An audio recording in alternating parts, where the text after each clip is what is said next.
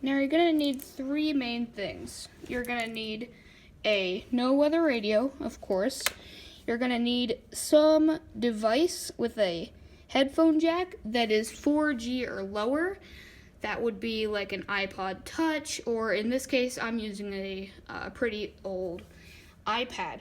Now, you're also going to need this cable. Now, this cable is a aux cord or a 3.5 millimeter headphone jack to a two-way RCA cable. Now what you're going to do is you're going to plug your headphone jack or your aux cord into the headphone jack.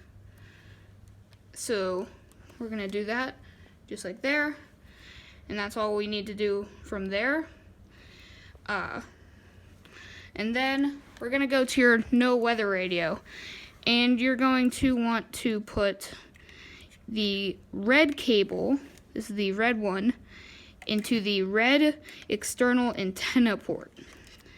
And then you're also going to want to put the white one into either the cloning port or, in my case, the external alert. I think both do the same thing, but we're going to try both just to see what happens, because I remember one works for me and one doesn't. But now what you're going to want to do is pull up this YouTube video. Now this YouTube video is titled All EAS Alerts. You can see it right there. And what you're going to want to do is pull this up, and you can just scroll along the timeline to find which alert you want. Now on these older devices, it does unpause when you go through, so you want to make sure to pause it.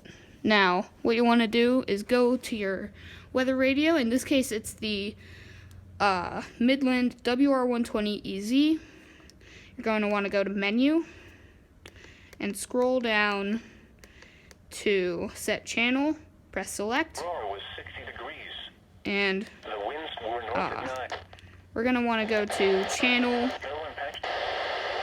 2. So you want to go to channel 2. That unplugged. And once you're in channel 2, you can just go back to the main screen. And the antenna you don't need to set, because we're pretty much tricking the no weather radio into thinking that this is the antenna. So now you're going to want to press the weather button, turn the volume all the way up on your device, and then weather, and then we're going to press play. And on my WR120, the jacks for the external alert and cloning port are a bit loose for the RCA cable, so for me, I have to hold it down so that the tip of the RCA cable is touching the jack or the port. So anyway, let's press weather and let's self-activate.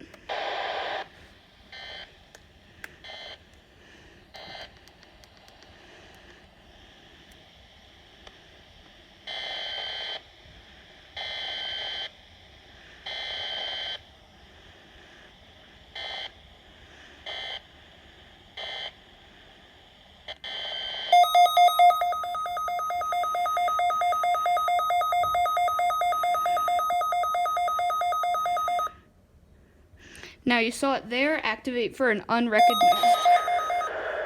It is still playing, I forgot about that. So you saw it there, activate for a unrecognized message. You can see here, or you might be able to see if the backlight would stop being annoying, unrecognized message. Now that's basically going to happen when there's not a clear signal, and I haven't really found anything that you can do against that. Sometimes you'll get lucky and you'll find a really clear header, but a lot of the time that's not the case, so it's just going to activate as a unrecognized message.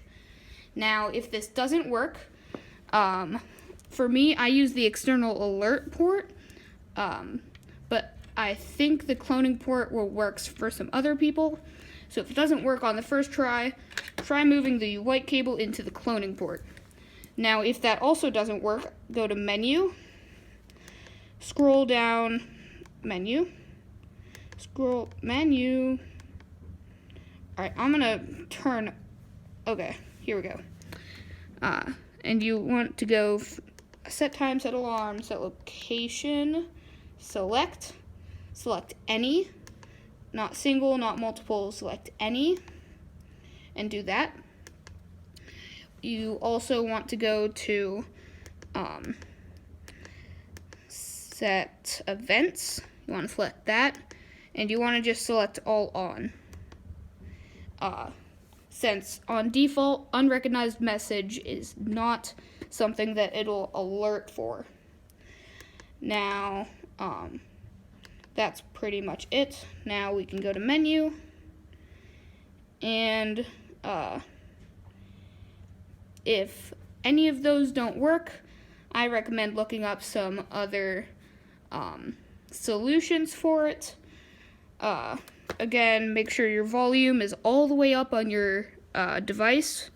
Make sure it's the right kind. This took me forever to figure out. I tried like my phone, my computer, my desktop computer. I tried a couple of other iPads. I tried my sister's laptop. And this was the only device that worked because it is very old. Now, that is pretty much it. You can see the advisory light there. Now, make sure after you're done self-activating, you go to Menu and go to, not alert test. Go to set channel. No? Okay. We want to go to set channel and make sure you set it back to whichever one is yours. For me, it's channel 7. Now, this advisory light will stay on for however long the alert specified it to stay on for. But if you want to get rid of it, you can just go to you can make sure you can unplug it, and then you can go to the back here, remove one of the batteries to cut it. Now I'm not going to do that because I don't need to get rid of this alert, and I also don't want to have to reset the time.